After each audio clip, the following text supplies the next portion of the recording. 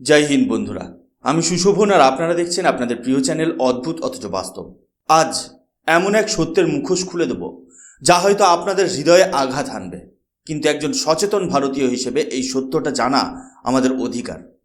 লিবিয়ার সাথে $4 billion defence deal, Indonesia থেকে বাংলাদেশের সাথে কোটি কোটি ডলারের চুক্তি, দেউলিয়া পাকিস্তান আজ ভারতের নাকের ডগা দিয়ে যুদ্ধবিমান বিক্রি করে বের হয়ে যাচ্ছে। কেন? কারণ ভারত যুদ্ধের ময়দানে জিতলেও পারসেপশন বা প্রচারের লড়াইয়ে নিজের গোল নিজেই খেয়ে বসে আছে। আজ আমরা আলোচনা করব কেন আমাদের তেজস পিছিয়ে পড়ছে আর কেন পাকিস্তানের চীনা আবর্জনা আজ বিশ্ববাজারে হট কেক হয়ে দাঁড়িয়েছে। মূল বিষয়ে প্রবেশের আগে আমি একটি বিষয় পরিষ্কার করে দিতে চাই। একজন গর্বিত ভারতীয় হিসেবে আমি সর্বদা ভারতীয় সেনার সাহস, নিষ্ঠা এবং তাদের মহান আত্মত্যাগের জয়গান করি। ভারতীয় সেনার বীরত্ব নিয়ে আমার মনে কোনো সন্দেহ নেই, কিন্তু দেশপ্রেম মানেই কি অন্ধ সমর্থন? একদমই নয়। প্রকৃত দেশপ্রেম হলো সেটাই যেখানে দেশের সিস্টেমের ভুলগুলোকে চোখে আঙুল দিয়ে দেখিয়ে দেওয়া যায়, যাতে ভবিষ্যতে আমাদের আর কোনো ক্ষয়ক্ষতির সম্মুখীন না হতে হয়। আজ আমি ভারতীয় বায়ুসেনা এবং প্রতিরক্ষা মন্ত্রকের উচ্চপদস্থ কর্মকর্তাদের যে সমালোচনা করব তা ঘৃণা থেকে নয়, বরং অগাধ ভালোবাসা থেকে। কারণ আমি চাই না আমাদের হাজার হাজার কোটি টাকার তেজস প্রজেক্ট কেবল কয়েকজনের অপেশাদারিত্বের জন্য ধ্বংস হয়ে যাক। আজ যদি আমরা ভুল স্বীকার না করি তবে কাল ইতিহাস আমাদের ক্ষমা করবে না। অপারেশন সিন্দুর ছিল ভারতের জন্য এক বিরাট মাইল ফলক। পেহেলগামের পর যখন ভারত পাকিস্তানের অভ্যন্তরে ঢুকে জঙ্গি ঘাঁটি ধ্বংস করল, তখন গোটা বিশ্ব দেখেছে ভারতের বীরত্ব। কিন্তু এই বীরত্বের গল্পের আড়ালে একটা কালো অধ্যায় তৈরি হলো। পাকিস্তান সেই সময় প্রচার শুরু করলো যে তারা ভারতের একাধিক ফাইটার জেট গুলি করে নামিয়েছে। ভারত সরকার এবং আমাদের প্রতিরক্ষা মুখপাত্ররা তখন কি করেছিলেন? তারা কেবল সব ঠিক আছে বলে এড়িয়ে গেলেন। কয়েক মাস পর ভারত স্বীকার করলো যে আমাদের বিমান ভেঙেছে বা নষ্ট হয়েছে। কিন্তু এখানেই হলো আসল ট্র্যাজেডি।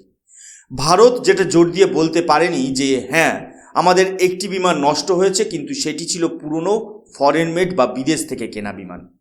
সেটি আমাদের গর্বের তেজস বা দেশীয় প্রযুক্তির কোনো বিমান ছিল না। এই যে সত্য গোপন করার চেষ্টা, এটাই ভারতের নিজের পায়ে নিজে কুড়ুল মারার সমান হয়ে দাঁড়ালো। আন্তর্জাতিক বাজারে পাকিস্তান রটিয়ে দিল যে ভারতের অ্যাডভান্স ফাইটার জেটস বা অত্যাধুনিক বিমান তাদের F-17 সামনে টিকতে পারছে না। ইন্দোনেশিয়া বা লিবিয়ার মতো দেশগুলো যখন ডিফেন্স ডিল করতে আসে, তারা দেখে কোন বিমানটি ব্যাটেল প্রুফড। পাকিস্তান তাদের এই মিথ্যা ন্যারেটিভ বা ফেক ন্যারেটিভ বিক্রি করে কোটি কোটি ডলার কামিয়ে নিচ্ছে, আর আমাদের আধিকারিকরা কেবল নীরব থেকেছেন।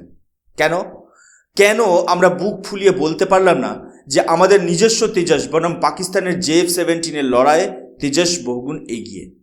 আমাদের এই তথাকথিত স্ট্র্যাটেজিক সাইলেন্স বা কৌশলগত নীরবতা আজ তেজসের বাজার খেয়ে ফেলেছে।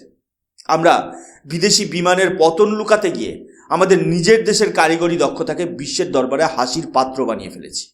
ভাবুন তো, তেজসের হৃদয় হলো আমেরিকার ইঞ্জিন GEF-404 ইঞ্জিন, যা সারা বিশ্বে বিশ্বস্ত।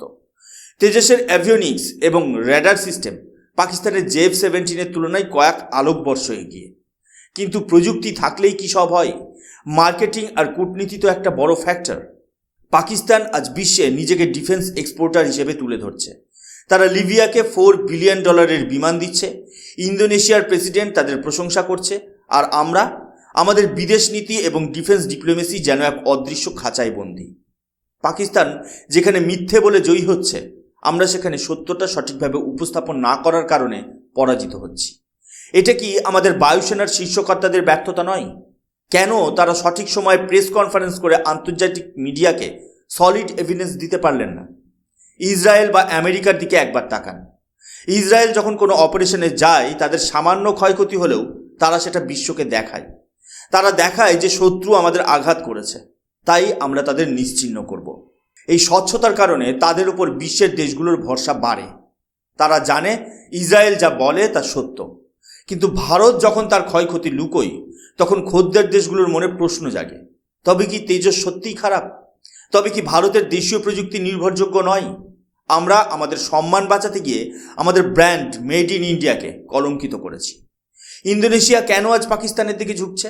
কারণ তারা মনে করছে ভারতের বিমানগুলো হয়তো কেবল প্যারেড করার জন্য, যুদ্ধের জন্য নয়। এই ধারণাটা ভাঙার দায়িত্ব কার ছিল? অবশ্যই আমাদের নীতি নির্ধারকদের। পাকিস্তানের JF-17 কোনো আকাশ ছোঁয়া প্রযুক্তি নয়। এর 54% পাকিস্তানে তৈরি হয়, বাকিটা চীন থেকে আসে। এর ইঞ্জিন রাশিয়ার। এটি একটি হাইব্রিড বিমান। অথচ আমাদের তেজাস হলো একটি ইন্টিগ্রেটেড দেশীয় প্রযুক্তি। তবুও আজ JF-17 এর বিক্রি দেখে পাকিস্তান IMF এর ঋণের চিন্তা ছেড়ে দিয়েছে। এটা ভারতের জন্য কেবল অর্থনৈতিক ক্ষতি নয়, এটি একটি জাতীয় অপমান। অপারেশন সিন্দুরের সময় ভারত যদি পরিষ্কার করে বলতো যে আমাদের একটি পুরনো বিমান ভেঙে গেছে কিন্তু তেজস অপরাজেয়, তবে ইন্দোনেশিয়ার ডিফেন্স মিনিস্টার পাকিস্তানের বিমান ঘাঁটিতে দাঁড়িয়ে হাততালি দিতেন না। আমাদের আধিকারিকদের এই সাবজেক্টিভ উত্তর দেওয়ার প্রবণতা আজ আমাদের জাতীয় স্বার্থকে ক্ষুণ্ণ করছে। নভেম্বর 2025-এ দুবাই এয়ার শোতে যা ঘটল তা ছিল কফিনের শেষ পেরেক। বিশ্বের সামনে আমাদের একটি তেজস বিমান ক্র্যাশ করল।